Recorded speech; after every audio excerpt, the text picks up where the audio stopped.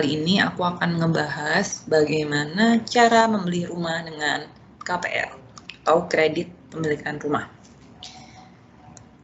Ada topik yang bakal dibahas hari ini. Yang pertama adalah apa itu KPR, dan yang kedua adalah proses dari KPR itu sendiri. Langsung aja. Jadi KPR itu singkatan dari kredit kepemilikan rumah. Artinya kita melakukan hutang sama bank untuk memiliki rumah yang kita inginkan.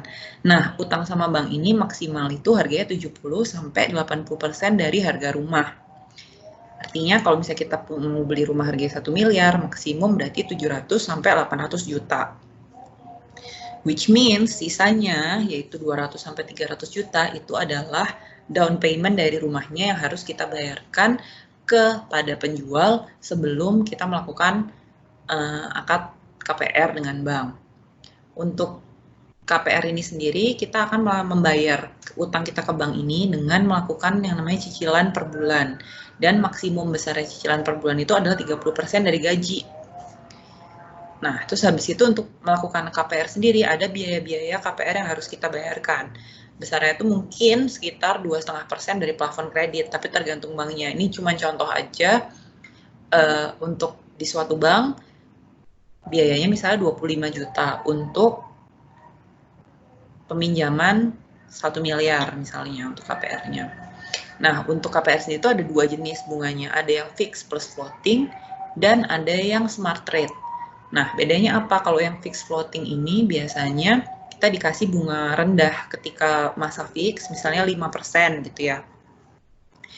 Selama berapa tahun, misalnya 2 tahun atau 3 tahun, dan setelah itu akan floating. Nah, yang floating ini kita nggak dikasih rumusnya, bisa 12-14%, tergantung banknya.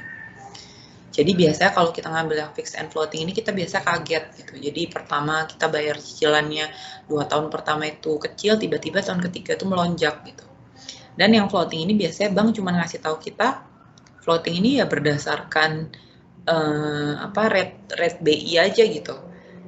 Nah, tapi dia nggak kasih rumusnya. Biasanya BI rate turun, KPR floating juga belum tentu turun bunganya. Nah, jadi ini yang mesti kita pikirkan juga gitu. Nah, yang kedua itu ada yang namanya KPR smart rate. Nah, lain hal dengan fixed floating, kalau smart rate ini kita dikasih rumusnya dan nggak ada masa fix. Jadi ya selama kita berhutang ini, selama masa tenor KPR ya kita akan membayar bunga sesuai dengan rumus yang sudah diberikan dari awal ini. Misalnya dari suku bunga Bank Indonesia ditambah 3% seperti itu misalnya.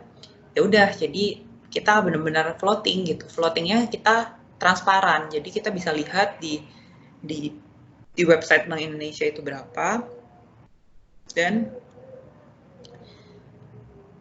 kita tinggal tambahkan aja dengan yang rumus tadi gitu. KPR sendiri pertama kita harus jelas, harus udah pilih rumahnya. Terus kita pertama ajukan KPR ke bank. Kita bilang ke banknya kita mau mengajukan KPR, nanti bank akan melakukan yang namanya BI checking, dan itu dia akan mengecek semua status kredit kita di masa lalu. Gitu. Apakah kita ini orangnya itu suka-suka kabur, kreditnya macet, atau kreditnya lancar. Nah, kalau kreditnya macet udah jangan harap disetujui ya KPR-nya. Harus 1 lah kredit skornya. Semua kartu kredit akan dicek. Jadi kalau kita udah dinyatakan clean, bersih, baru kita tuh bisa mengajukan yang namanya pengajuan KPR ke bank. Dan kita harus pertama membayar biaya appraisal, besarnya 750.000. Ini contoh aja buat gambaran. Nah, ketika kita membayarkan biaya appraisal ini, bank akan menaksir harga rumah kita gitu. Jadi misalnya bank akan melakukan survei ke rumah kita, ke rumah yang mau kita beli maksudnya, dan akan memperkirakan harganya berapa.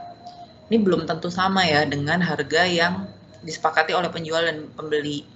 Nanti yang akan diambil oleh bank adalah harga yang paling rendah. Jadi dia akan menghitung plafon kreditnya, yaitu 70-80% dari harga yang paling rendah antara penjual dan appraisal gitu.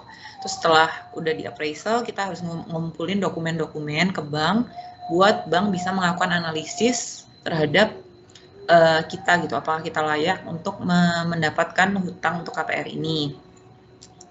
Nah, dokumen-dokumennya itu seperti slip gaji, KTP, NPWP, surat keterangan kerja, rekening koran 3 bulan terakhir, dan juga akta nikah bila sudah menikah. Nah, ini mesti dikumpulkan semuanya, jangan ada yang miss, karena kalau misalnya miss nanti makin lama gitu proses KPR-nya. Nah, setelah itu kita tinggal nunggu aja KPR-nya disetujui, biasanya sekitar 1 minggu. Setelah misalnya udah clear, KPR kita disetujui, kita kan baru melakukan pembayaran down payment ke penjual. Nah, yang tadi yang 20-30% itu minimum. Nah, ini harus ditransfer ke penjual dan harus ada bukti transfernya. Ini sesuai peraturan terakhir itu memang harus ditransfer ya. Jadi nggak bisa dikasih cash terus dikasih kwitansi, itu nggak diterima. Jadi semuanya itu harus terrecord dalam perubahan mutasi rekening penjual dan pembeli. Udah, setelah itu kita tinggal melakukan akad KPR deh. Udah selesai, sekian. Ya gitu aja, semoga membantu. Nanti aku bakal jelasin di video yang lain tentang gimana kita bisa memilih bank, terus habis itu gimana kita bisa melakukan simulasi sendiri. Nanti lihat aja di video yang lain.